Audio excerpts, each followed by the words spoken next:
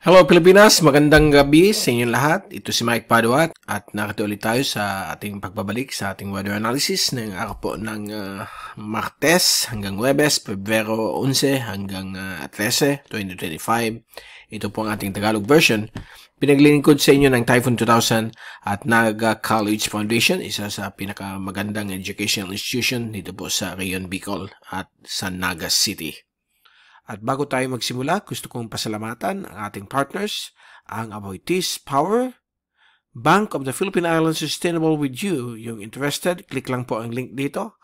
Or kapag kayo po ay nanonood sa Facebook channel, meron pong link doon sa description patungo sa BPI Sustainable with You. Ang lokal na gobyerno ng Naga City, headed by ang Honorable Mayor Nelson Legacion at ang ating Honorable Congressman ng ikatlong distrito ng Camarines Sur, Congressman Gabby Bordado. At bago tayo magsimula sa ating update, shout out muna kay Mr. Daryl Madrid at Carlo Abonita ng BOID Camarines Sur. Maraming salamat po sa inyong napakagandang serbisyo.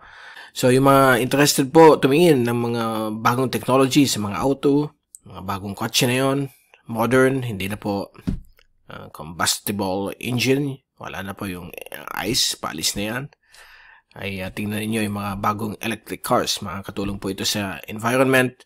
Kontakin lang ninyo si Daryl Madrid ng BYD Camarines Sur at siya po ay i-assist po kayo sa anumang gusto ninyo tungkol sa mga auto dyan sa BYD Camarines Sur. At ngayon, umpisa na natin na ating updates. Yung shearline na na-experience natin nung Biyernes hanggang sa weekend, actually hanggang ngayon meron pa rin konti, ay nagsimula na pong umalis. Nagpalit na po yung easterly wind flow na may makasama pa rin mga isolated to scattered rain showers and thunderstorms dahil po sa prevailing La Nina. So nasa break na naman na yun yung amihan at mukhang babalik na naman po yan sa darating pong Lunes, Martes at Miyerkules, February 17, 18, 19. So, na yung Valentine's Day, medyo okay naman po ang panahon. May mga padaan-daan lang pong mga rain showers. So, huwag niyong kalimutan, kapag may mga date po kayo sa mga mahal sa buhay, sa mga girlfriends ninyo, boyfriends, magdala lang po kayong payong at kapote at magiging okay po ang mga lakad ninyo sa Valentine's Day na yung February 14. So, ito po na yun ang fast animation. So, nakikita po natin na yun ang pagbabalik ng easterlies dito po sa may Rayon Bicol, Visayas at Mindanao. Meron po isang mainang low pressure system dito sa dalampasigan po ng Vietnam. Dito po ay hindi naman po ito inaasahan maging ganap na bagyo. Mananatili po siyang bilang isang LPA at ito po ay inaasahan malulusaw lamang po dito sa may coastal areas ng Vietnam. At sa labas ng ating bansa, wala pa rin tayo natanawan na ibang sama ng panahon o LPA na posibleng mabuo. All clear naman po. May mga kasama lang po mga intertropical convergence zone dito.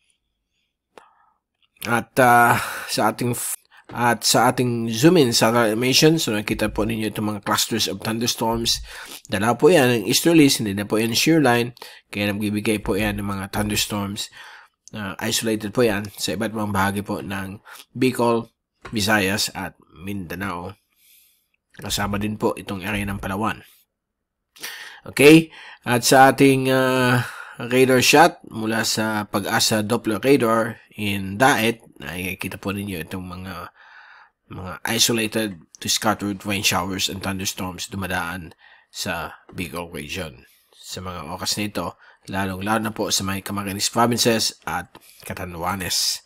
Sa ating wind at pressure forecast naman mula sa European model, kung sa wind.com, ayan po. Bukas po, Miyerkules, meron pong LPA po dito sa may east of Vietnam. Dito naman po yung easterlies sa ating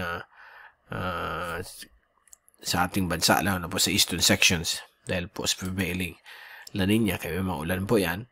At sa Huwebes, ayan po yung LPA, papalapit na po sa eastern coastal areas ng Vietnam. At dito naman po yung easterlies. At pagdating po ng weekend, medyo okay na po ang panahon. Light easterlies, kalmado hanggang paibaba po direksyon ng hangin sa Luzon, Visayas, Mimaropa at Mindanao. Pagdating ng Lunes, ayan po, may bagong surge ng amihan sa Luzon at sa Martes, mukhang papaulanin na naman po ang Kabikulan. So, please take all the precautions. Maganda tayo kung may mga rainfall na naman dala itong pamanay-bagong surge ng amihan at shear line sa susunod pong linggo, Lunes hanggang Miyerkules po yan, Pebrero 17 hanggang 19. Ito po yung rain forecast naman po. So, bukas Miyerkules, kita po natin itong mga kaulapan.